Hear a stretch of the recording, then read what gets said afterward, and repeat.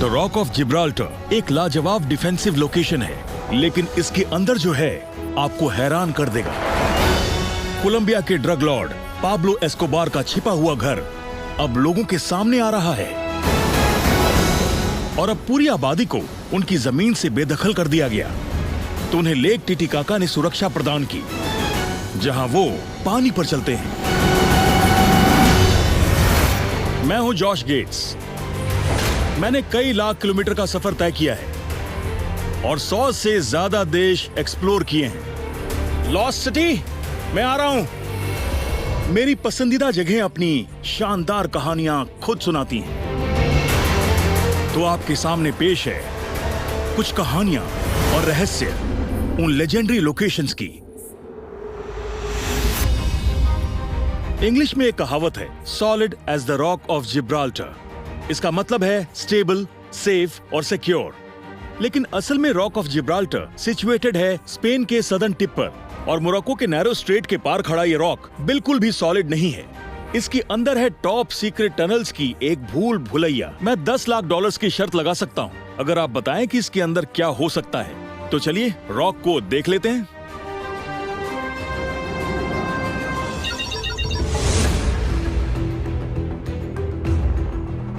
समंदर के किनारे बसे जिब्राल्टर शहर के ईस्टर्न शोर पर मौजूद जिब्राल्टर रॉक मेडिटेरेनियन सी से लगभग 1400 फुट ऊपर है। यहाँ से दुश्मनों को कई किलोमीटर दूर से देखा जा सकता है। ये जगह बहुत खास है, इसलिए इस लेजेंडरी लोकेशन को 18वीं शताब्दी की शुरुआत से ब्रिटेन की एक खास मिलिट्री आउटपोस्ट की तरह इस्तेमाल किया जाता रहा है। लेकिन जिब्राल्टर के इस रॉक का योगदान इतिहास में सिर्फ इतना ही नहीं है, क्योंकि सबसे खास चीज तो इसके अंदर है।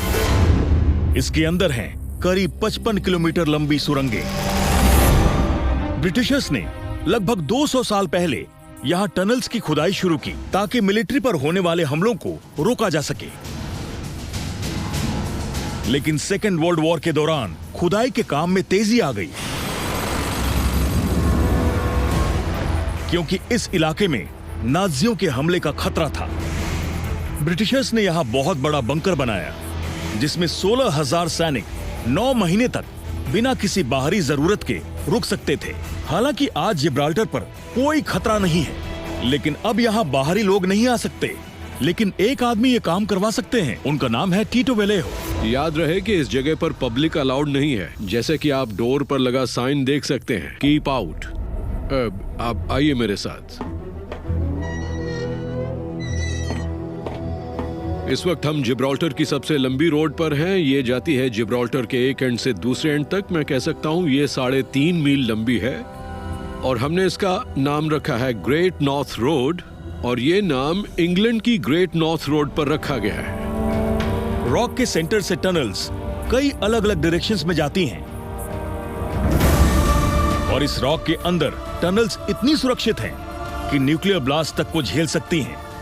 मुझे याद है कई साल पहले मुझे एक काम दिया गया और मिलिट्री ने मुझसे पूछा कि क्या हम जिब्राल्टर की पूरी आबादी को यहाँ रख सकते हैं अगर कभी न्यूक्लियर वॉर या एक्सीडेंट या कुछ इमरजेंसी हो जाए। मैंने उनसे कहा कि हम यहाँ सिर्फ जिब्राल्टर के लोगों को ही नहीं रख सकते, बल्कि अपने पड़ोसी स्पेन के शहर ला लेनिया के लोगों को भी रख सकते हैं। इसका मतलब है यहाँ नीचे हजारों लोग रह सकते हैं। अगर आप नहीं जानते कि काम कहाँ हो रहा है, तो आपको ज्यादातर टनल्स शांत ही दिखेंगी, क्योंकि न्यूक्लियर बॉम्ब से बचाने वाले इस बंकर के कुछ हिस्से में ब्रिटिश एलीट फोर्सेस की ट्रेनिंग अक्सर चलती रहती है। आज हम एक एक्टिविटी करने वाले हैं जिसका नाम है टनल वॉरफेयर पैकेज। इस वक्त ट्रेनिंग के लिए यहाँ पर 30 ट्रूप्स डिप्लॉयड हैं। ये टनल्स हमारे हैं, इसलिए ट्रेनिंग में हमें काफी मदद मिलती है।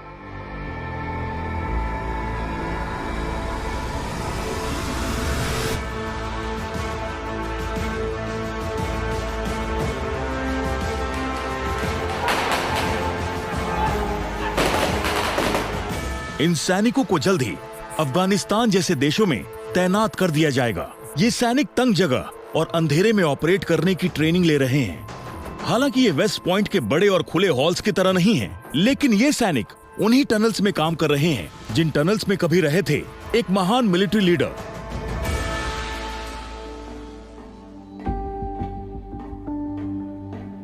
जिब्राल्टर रॉक के बीचों बीच टीटो अब पहुंच गए हैं, एक बहुत ही खास जगह पर। यह है टनल्स की भूल भुलैया का सेंटर। यहाँ एक ऐसा रूम है जिसने सेकेंड वर्ल्ड वॉर में अलाइड फोर्सेस को जीत दिलाने में मदद की थी। यहीं से जनरल आइजनहावर ऑपरेशन टॉर्च की कमान संभाल रहे थे, जिस ऑपरेशन के दौरान अमेरिका और ब्रिटिश सेना ने मिलकर नाज़ियों को अफ्रीका से बाहर निकाल दिया। आइजनहावर ने 21 दिन इस छोटी सी जगह में बिताए थे। अगर जिब्राल्टर रॉक न होती तो ऑपरेशन टॉर्च को लॉन्च नहीं किया जा सकता था। इस तरह की चीजें हमें बीते हुए समय में ले जाती हैं। सेकेंड वर्ल्ड वॉर के बाद भी रॉक का इंपॉर्टेंस बना रहा, क्योंकि जिब्राल्टर में नाटो ने अपना एक बेस स्थापित किया है। कोल्ड वॉर के दौरान इस कमरे से दुनिया भर के खतरों पर नजर रखी जाती थी। बिकिनी शब्द को कंप्यूटर ने रैंडमली सिलेक्ट किया, जिससे पता चलता था कि अलर्ट कितना गंभीर है। और शायद रेड बिकिनी शब्द बीच पर सुनने में अच्छा लगे, लेकिन यहाँ उसे गंभीरता से लिया जाता था। इन दिनों न्यूक्लियर वॉर से होने वाली तबाही की आशंका कम हो गई है, वैसे ऐसा माना जाता है। इसीलिए जिब्राल्टर की टनल से 21वीं सदी से जुड़े सिक्योरिटी मिशंस को संभाला जाता है। रॉक के अंदर एक हाई सिक्योरिटी एरिया है जहाँ टीटो भी हमें नहीं ले जा सकते। इसलिए उन्हें ऐसे इंसान की जरूरत है जो उनका ये काम करे। पत्थर की दीवारों के पीछे है गुप्त कमरों का एक नेटवर्क, जहां $1 बिलियन से भी ज्यादा कीमती चीजों की सुरक्षा की जाती है।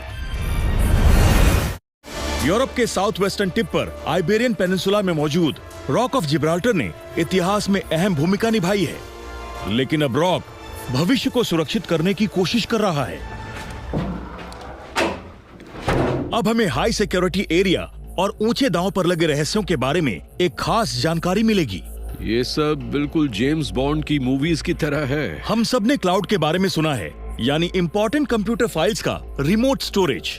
वैसे मैं भी नहीं जानता कि ये कैसे काम करता है, इसलिए मैं अपने ग्लोब के पास खड़ा हूँ। इस वक्त डेटा सिक्योरिटी स्पेशलिस्ट एक हाई टेक सर्वर रूम में है, जो 1500 फुट अंदर है रॉक ऑफ जिब्राल्टर के।